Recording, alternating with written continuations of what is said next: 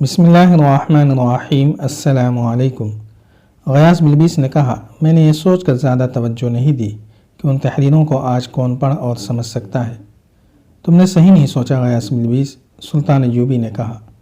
مصر میں ایسے لوگ موجود ہیں جو ان تحریروں اور اشاروں کو سمجھ سکتے ہیں۔ ان کاغذوں اور نقشوں کی چوری حیران کن نہیں۔ یہ چوری خزانے کے کسی لالچی نے کی ہوگی۔ ان کاغذوں کے ساتھ مجھے کوئی دلچسپی نہیں، مجھے چور کے ساتھ دلچسپی ہے۔ وہ کوئی تمہارا ہی رفیق نہ ہو، اس چور کا سراغ لگاؤ۔ مجھے شبہ ہونے لگا ہے کہ ان کاغذوں کی کچھ اہمیت ضرور ہے، علی بن سفیان نے کہا۔ میں محترم غیاث بلبیس کے ساتھ بات کر چکا ہوں۔ بہت دنوں سے ہمارے مخبر اور شہر کے اندر کے جاسوس ہمیں کسی پر اسرار سرگرمی کی اطلاع دے رہے ہیں۔ قدومی یہاں کی ایک مشہور رقاصہ ہے جسے امیروں کی محفلوں کی شمع کہا جاتا ہے، 5-6 دنوں سے غائب ہے۔ ایک رقاصہ کا شہر سے غیر حاضر ہو جانا کوئی اہم واقعہ نہیں ہوا کرتا، لیکن قدومی کو میں نے خاص طور پر نظر میں رکھا ہوا ہے۔ میرے مخبروں نے بتایا ہے کہ اس کے یہاں اجنبی اور مشکوک سے 2 آدمی آتے رہے ہیں۔ پھر قدومی کے گھر سے ایک روز ایک پردہ پوش عورت کو نکلتے دیکھا گیا۔ وہ ایک اجنبی تاجر مسافر کے ساتھ جا رہی تھی۔ مجھے شک ہے کہ قدومی بھیس بدل کر نکل گئی ہے۔ دوسرے مخبروں کی اطلاعوں سے پتہ چلتا ہے کہ کچھ آدمی جنوب کی طرف مشکوک حالت میں جاتے دیکھے گئے ہیں۔ ان سرگرمیوں سے مجھے شک ہوتا ہے کہ ان کا تعلق ان گمشدہ کاغذات کے ساتھ بھی ہو سکتا ہے، اور یہ شبہ بھی ہے کہ یہ صلیبی تخریب کار ہوں گے۔ جو کچھ بھی ہے، ہم ان سرگرمیوں کا کھوج لگا رہے ہیں۔ ضرور کھوج لگاؤ، سلطان ایوبی نے کہا، اور ان خزانوں کو اپنے ذہنوں سے نکال دو۔ میں جانتا ہوں کہ قوم کی فلاح و بہبود کے لیے اور صلیبیوں سے فیصلہ کن جنگ لڑنے کے لیے ہمیں مالی استحکام کی ضرورت ہے، مگر میں کسی سے مدد نہیں مانگوں گا۔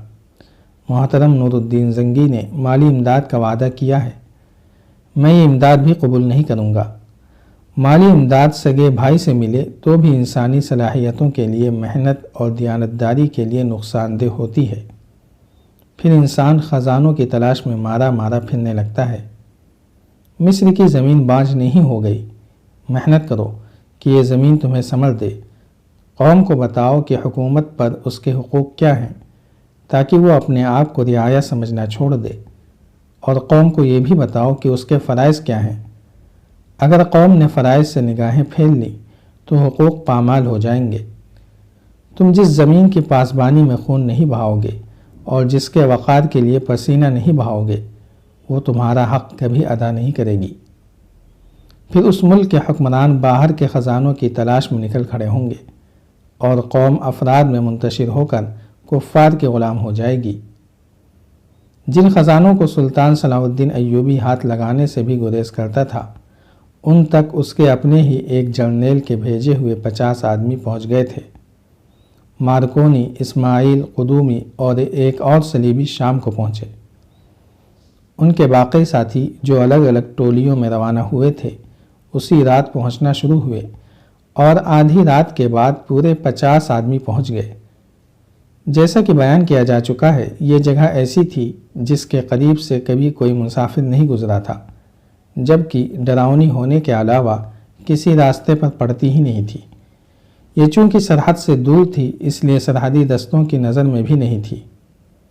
مارکونی نے رات کو ہی سب کو اس خطے کے اندر پہنچا دیا تاکہ باہر سے کوئی دیکھ ہی نہ سکے، اور انہیں مکمل آرام دینے کے لیے کہا کہ وہ جتنی دیر سو سکتے ہیں سو جائیں۔ یہاں سے آگے پیدل جانا ہوگا، اور یہ سفر جسم کے بجائے اعصاب کو زیادہ تھکائے گا۔ مارکونی خود قدومی کے ساتھ اپنے خیمے میں چلا گیا۔ وہ سب اس وقت جاگے جب سورج ان ٹینوں کے اوپر آ گیا جس کے دامن میں سب سوئے ہوئے تھے۔ مارکونی نے انہیں بتایا کہ وہ کون سا سامان، اوزار اور ہتھیار وغیرہ اپنے ساتھ لیں۔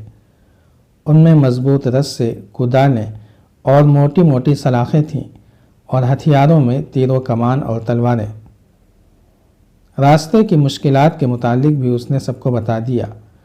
اس دیوار کے متعلق بھی انہیں ذہنی طور پر تیار کر دیا جس سے اس کا ایک ساتھی گر کر ہمیشہ کے لیے لاپتہ ہو گیا تھا۔ اس نے انہیں رونے کی آوازوں سے بھی خبردار کر دیا جو اس علاقے میں سنائی دیتی تھیں۔ اونٹوں کو ساتھ نہیں لے جایا جا سکتا تھا۔ ان کی دیکھ بھال کے لیے اس نے صرف ایک آدمی پیچھے رہنے دیا۔ قدومی کو بھی وہ ساتھ نہیں لے جا سکتا تھا۔ اسے توقع تھی کہ کہیں کوئی راستہ اندر جانے کے لیے مل ہی جائے گا اور وہ قدومی کو اس راستے سے لے جائے گا۔ قدومی کی حفاظت کے لیے بھی ایک آدمی کی ضرورت تھی۔ اس کے لیے صرف اسماعیل موزوں آدمی تھا۔ مارکونی نے اسماعیل سے کہا، تم قدومی کے لیے یہیں رہو گے، لیکن یہ خیال رکھنا کہ تمہاری حیثیت اس لڑکی کے مقابلے میں کچھ بھی نہیں۔ اس کے آرام اور حفاظت کے تم ذمہ دار ہوگے۔ میں بہت جلدی واپس آ رہا ہوں، تم دونوں کو ساتھ لے جاؤں گا۔ وہ اپنی پارٹی کو ساتھ لے کر چل پڑا۔ اس راستے سے واقف ہو چکا تھا۔ بے خوف و خطر چلتا گیا۔ جوں جوں یہ آدمی آگے بڑھتے جا رہے تھے، ان پر خوف مسلط ہوتا جا رہا تھا۔ وہ صحراؤں سے پوری طرح واقف تھے، مگر ایسا خطہ اور اس قسم کے پہاڑ انہوں نے کبھی نہیں دیکھے تھے، اور وہ جب اس جگہ پہنچے جہاں رونے کی آوازیں آتی تھیں تو سب بدک کر خلاؤں میں دیکھنے لگے۔ بلا شک و شبہ عورتیں رو رہی تھیں۔ ان آدمیوں میں دو تین ایسے بھی تھے جنہوں نے اس علاقے کے متعلق وہ تمام ڈراؤنی کہانیاں سن رکھی تھیں جو بہت مدت سے مشہور تھیں۔ انہوں نے اپنے صلیبی ساتھیوں کو بھی یہ کہانیاں سنا کر ڈرا دیا۔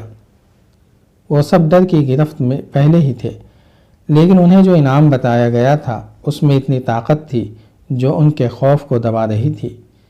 اس کے علاوہ وہ صلیب کے تنخواہ دار ملازم بھی تھے اور مارکونی ان کا افسر تھا۔ وہ انعام اور حکم کی پابندی کے تحت چلے جا رہے تھے۔ رونے کی آوازوں پر وہ بت کے تو مارکونی نے انہیں بتایا کہ یہ عورتیں یا عورتوں کی بدروہیں نہیں، یہ ہوا کی آوازیں ہیں، مگر وہ ڈرتے رہے اور ایک دوسرے کو دیکھ دیکھ کر آگے ہی آگے بڑھتے گئے۔ اس وقت سورج غروب ہو رہا تھا۔ جب وہ اس وسیع اور بے انتہا گہرے نشیب تک پہنچے جو انہیں قدرتی دیوار پر چل کر پار کرنا تھا، مارکونی کو وہاں کچھ مشکل پیش آئی۔ دیوار پر پاؤں رکھنے سے سب گھبراتے تھے۔ مارکونی آگے آگے چلا۔ وہ ایک بار اس خطرے سے گزر چکا تھا۔ اس کے پیچھے دوسرے آدمی نے دیوار پر قدم رکھا اور پھر باقی بھی چل پڑے۔ سورج اس جہنم میں ہی روپوش ہو گیا تھا۔ اس سے یہ فائدہ ہوا کہ کھائی کی گہرائی نظر نہیں آتی تھی۔ مارکونی دیوار عبور کر گیا۔ اسے ایسی چیخ سنائی دی جو تہ کی طرف جا رہی تھی۔ ذرا دیر بعد ایک اور ہیبتناک چیخ سنائی دی۔ یہ بھی دور نیچے جا کر ایک دھیمی سی دھمک میں خاموش ہو گئی۔ ایسی 5 چیخیں سنائی دیں۔ یہ گروہ جب دیوار سے گزر کر کچھ آگے جا کر جمع ہوا تو اس میں 5 آدمی نہیں تھے۔ مارکونی نے انہیں بتایا کہ اس سے آگے کوئی ایسا خطرہ نہیں ہے اور وہ منزل کے قریب آ گئے ہیں۔